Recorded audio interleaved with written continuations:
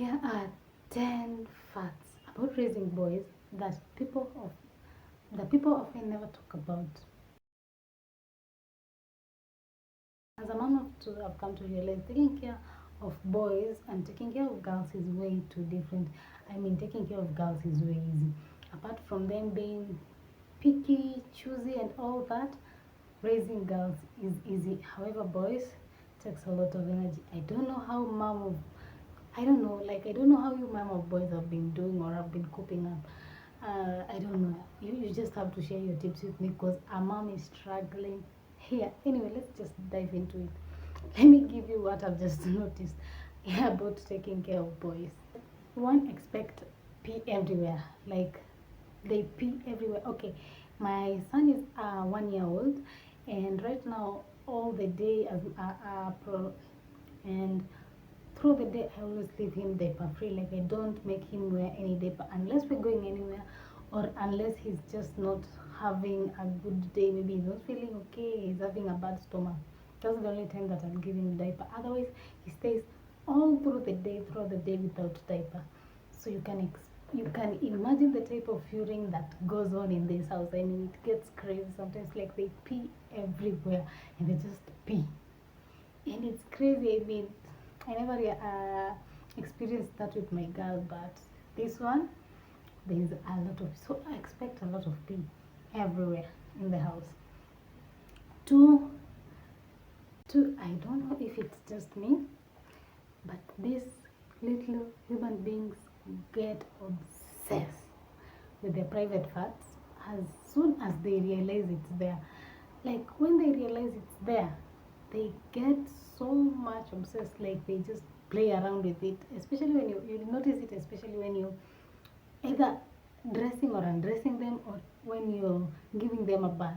They just get obsessed. I don't know what's with the obsession. I don't know if you've experienced this. Can you help me understand this? Because it's so funny.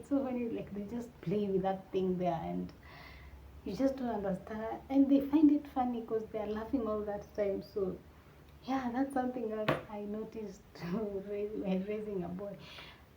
Three, these guys have a lot of energy, and sometimes it just gets crazy. Sometimes it is overwhelming. Like I even had to research about this because it's in the morning, or maybe they want to go to bed, and that is the particular time he has a lot of energy. He wants to play, he wants to jump around, the energy is just crazy. And I was reading an article that was saying you have to find a way that um, you can curb that energy. Otherwise, that's why it's overwhelming. Like find activities maybe in the morning that is overwhelming, that is going to drain their energy, and in the evening do the same. Just occupy them with things that they are using energy and muscle and all that, so that the energy is lost in that. Otherwise they're going to overwhelm you, and it's so crazy. It's so Boys have a lot of energy. I don't know where it's gotten. Maybe it's the testosterone or something, but it's crazy. About how to raise a boy, it was talking about 0 to 6 years. The boys always go or have a testosterone burst, and it's so crazy because they have a lot of energy. Gives them a lot of energy and all that. My camera keeps on bending. I don't know what's happening. I'm using my phone, but it keeps on just going down. Sorry about that, guys. I'm using my phone to do all this, so it gets crazy. Anyway, may God bless us with a camera. Amen. Yeah, like they always 0 to 6 years, they always have a testosterone burst, and this is where the energy comes in. Like it is so much energy, and you have to find a way to combat that. Yeah, when I read that book, I'm going to share with you what it talks about. Yeah, I'm going to share with you. So yeah, that is 3. 4. Another fact that I realized about taking care of boys, these people are so rough. As young as they are, very, very, like my son is 1 year and a month, but he manages to bully my 4-year-old daughter. Because my daughter is just she's just a very soft girl. Very, like we always joke and say she is a soft girl, yeah? She's soft, and she's just that way. My son, however, he bullies her, like he wants to beat her up, he wants to pinch her, he wants to do all those sorts of things. Sometimes I think he forgets that he's the youngest one, and the sister is the biggest, is the oldest, because he's just so rough, pinching, beating, like, I don't know. I just think it's the nature of that men. However, I know kids pinching and kids biting, it's always a way of showing you either anxiety or something of the sort. So I'm yet to know that. But for now, I'm just training the big sister on how to react on such occasions. So yeah, I think that will work. Another thing that you're going to notice that is going to come so naturally about raising boys is these little human beings are so affectionate. Like, they are way so affectionate. They are so cuddly, they are so huggy, they are so, I mean, I'm not saying that girls are not that. Actually, girls also do that. My daughter does that all the time. But for the boys, it's just different. It's just different. He's just all over. He's just all over you. He's just cuddly. He's just hugging. He wants attention all the time. He wants to be held. I mean, they are just so affectionate as compared to the girls. Not disputing the fact that girls are all also the same, but for boys, it's just different. It's just on another level. It just it just comes out naturally. Yeah, that's something I've noticed. Another thing I've noticed about raising a boy is, unlike a girl, boy, clothes, you don't have to worry about shopping and going all crazy. I mean, okay, I love fashion. Let's start from that. I just love fashion. I just love good looking kids. I love kids when they look nice. Nobody doesn't love that, right? However, shopping for guys and versus shopping for boys, so different. So different. Because shopping for them is just easy. You just have to pick nice trousers, nice shorts, nice t-shirts, nice shirts, nice sweaters, nice shoes. But for girls, it's just complicated. I mean, for me, for my girl, it was so complicated. Till date, it's so complicated. But for my younger one, for boys, it's so easy. Just just get new good pieces, and it's so easy. Like, it's just straightforward. Like, but for girls, oh, so you don't have to go crazy on everything, shopping and all that. For boys, so simplified. Something else that I've noticed with raising boys, I don't know if it's me, but this person, okay, my daughter also was doing that, but not to the extreme that the boy is doing. He's everywhere. He follows you he wants to go with you in the toilet, he wants to go with you in the shower. He is always there. He'd rather sit down, watch you do whatever you're doing, but he's just there. For funny reasons, there is a time I was with a friend somewhere, and she was explaining to the others, like, the boy was around, I think 10, 11 years, but still the boy can sit outside the bathroom just to wait for the mom to shower.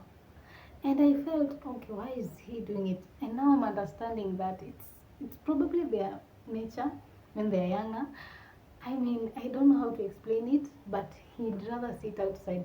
This one also at some point, always goes to the next thing of just crying because he wants to enter and just stand. So yeah, that's something I noticed. But for my girl, it was, I mean, she's a girl. She doesn't want to be involved in some things. However, she will just sit down and all and not be so complicated. But this one, and then there's another crazy tip I noticed from way around when he was born. The diaper change is so different right from when they're born. I mean, for girls, it's just straightforward. You just have to slide them on the side, change the diaper nicely, wipe them nicely. But for boys, you have to take care of everything on the surrounding, starting with them. Because if you make one single mistake, they pee everywhere. They pee on you, they pee on your face, they pee in the food, everywhere. So the diaper change is so different. So you have to take precautions while changing that diaper. Take precautions. Close the take a cloth. This is how I will do it. Take a cloth, close the upper side, then remove the diaper, nicely wipe, then Insert there, I think I do a small video of this. Insert the other one, then close it, otherwise you will be urinated on. Yeah, and it always just happen, and it's natural. You can't do anything, it's just funny. But yeah, that's just how it is. So diaper change is so different from boys to girls. And then, you know, even girls, they're always fuzzy. Sometimes you just even don't understand what they want. Sometimes they're just crying because they want to. Because my daughter, when she was, I think, 3 years, there's that day she just started crying, and then I asked, "Why are you crying?" And she went on like, "Because I want to cry." Like she didn't have any reason. She just cried because she wanted to cry.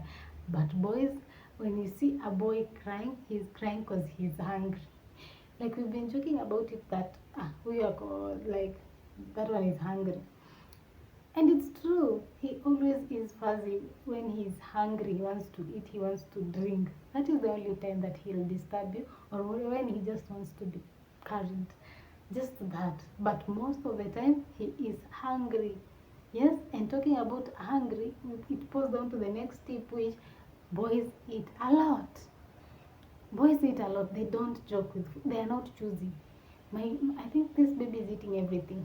The only thing he's not eating that I've noticed, he's just slow on eating is rice. He just doesn't rice. I thought maybe I'm cooking rice in a way that it's hard for him to eat because he has teeth, like 10 teeth.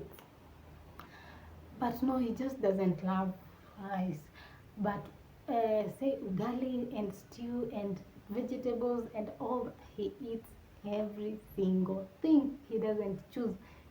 For him, being hungry is a problem. So he eats everything. So take note on that. Don't deny them anything. Just give them, provided it's well balanced.